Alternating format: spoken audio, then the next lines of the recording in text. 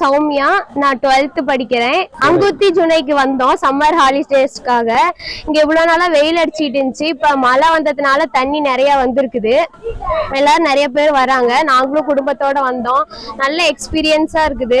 இங்க எல்லாம் ஜில்லுன்னு ஜாலியா இருக்குது. எல்லாம் குடும்பத்தோட என்ஜாய் பண்ணோம். சூப்பர் எக்ஸ்பீரியன்ஸா இருக்குது.